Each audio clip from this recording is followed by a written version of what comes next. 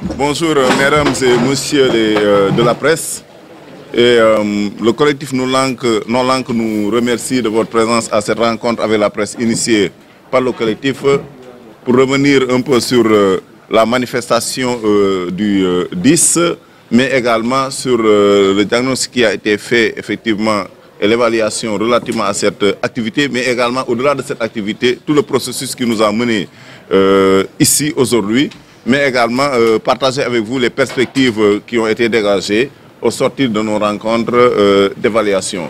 Donc pour cela, il y aura une version française qui sera faite par Aliou Sané et une version Wolof qui sera assurée donc par le camarade Zoumaro ici présent. Et après cela, nous prendrons vos questions et y apporterons les réponses pour que tout simplement vous puissiez, par votre entreprise, éclairer l'opinion relativement justement à ce qu'il en est de ce que nous avons fait comme processus, mais également des perspectives que nous avons dégagées dans cette lutte contre la décision prise par le gouvernement de procéder à une hausse sur le prix de l'électricité. Donc sans tarder, je vais laisser la place à Aliou qui va venir faire la lecture en français du texte liminaire de la conférence de presse. Merci camarade Daouda Gueye. Bonjour à toutes et à tous. Merci à tous les journalistes pour cette réponse massive à l'invitation de notre conférence de presse d'aujourd'hui, comme d'habitude. Je m'appelle Aliou Sané et je suis co-coordonnateur du collectif citoyen Non Langue. Donc je m'en vais vous lire la déclaration liminaire. La mobilisation des Sénégalaises et des Sénégalais sous la bannière de Non Langue tenue le vendredi 10 janvier 2020 à Dakar et dans cette autre région du Sénégal a fini de démontrer que la hausse du prix de l'électricité a suscité une contestation générale dans le pays. Encore une fois, toutes les couches sociales confondues, les Sénégalais sont sortis dire « Non Langue, Non Bagne ». Nous refusons. Et ils l'ont fait dans la discipline et la paix. Nous savons tous que la participation d'un seul Sénégalais à une marche est indicative de l'opinion de 1000 Sénégalais ou plus. Il est donc important pour l'État du Sénégal de ne pas continuer à faire la sourde oreille. Revenir sur cette décision de hausse du prix de l'électricité ferait que grandir son sens de l'écoute et le contraire persisterait à ignorer la voix du peuple. Et ignorer la voix du peuple, c'est persister dans l'erreur et l'arrogance. En ce qui nous concerne, nous ne sommes pas ébranlés par ce silence qui cache un désarroi venant de l'État du Sénégal. Donc, le collectif Non Langue va continuer avec ses activités de sensibilisation auprès des autorités religieuses et coutumières du pays pour leurs conseils, mais aussi pour les informer et leur demander de raisonner l'État qui refuse d'entendre la voix des citoyens. Nous savons que le devoir d'information précède le devoir de résistance. Que nul doute n'habite ceux qui pensent qu'ils finiront par imposer cette hausse injustifiée aux Sénégalais alors qu'ils ont déjà accepté les sacrifices depuis 7 ans déjà. Les sacrifices en termes de souffrance endurée déjà par les citoyens sénégalais. Et pour prouver que cette hausse est injustifiée, nous allons prochainement vous présenter un mémorandum documenté sur les allégations de facturation frauduleuse de la Sénélec. Les propres documents de la Sénélec sont suffisants pour démontrer que cette hausse n'est pas fondée par les multiples justifications erronées de l'État du Sénégal. Ce n'est donc pas juste Ce n'est donc pas juste que par la manifestation que Nyon Lank va agir.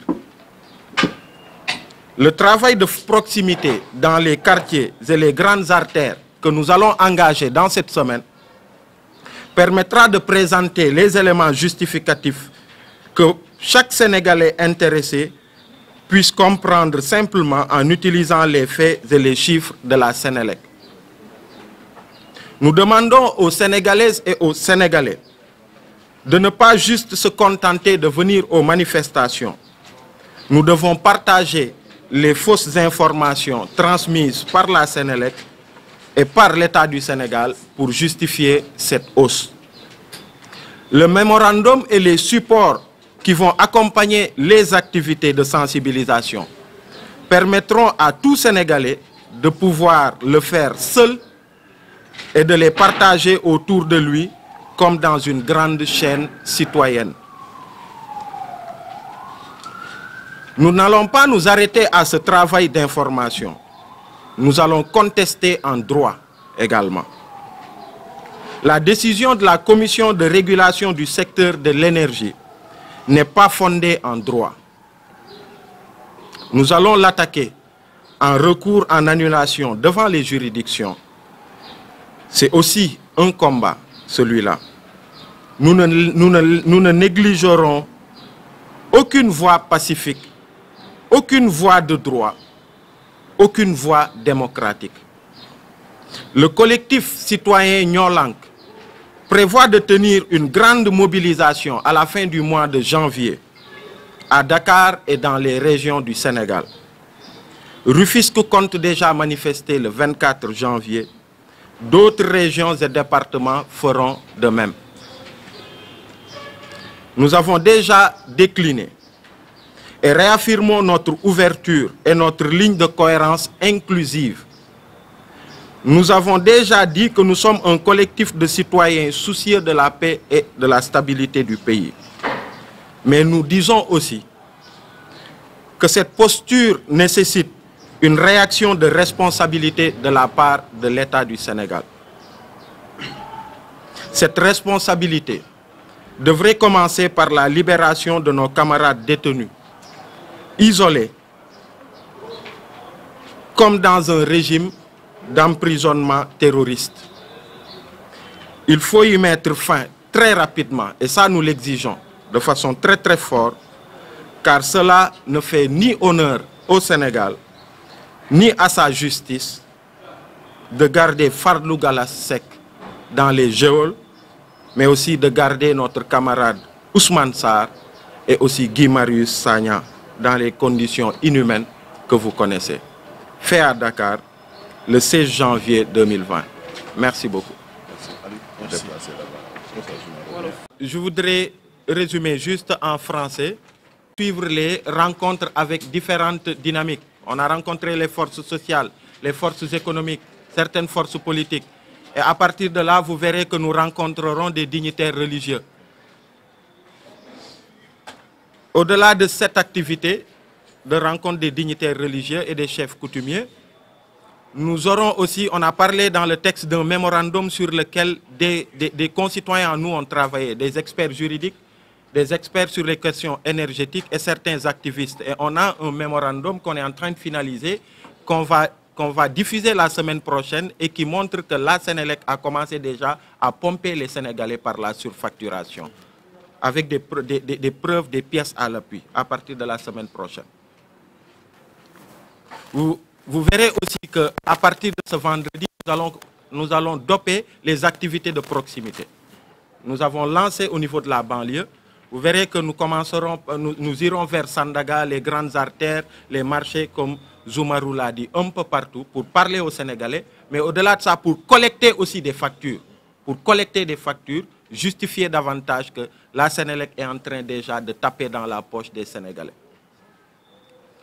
Et comme annoncé aussi dans le texte, vous verrez que nous allons vers une grande mobilisation nationale à la fin du mois de janvier.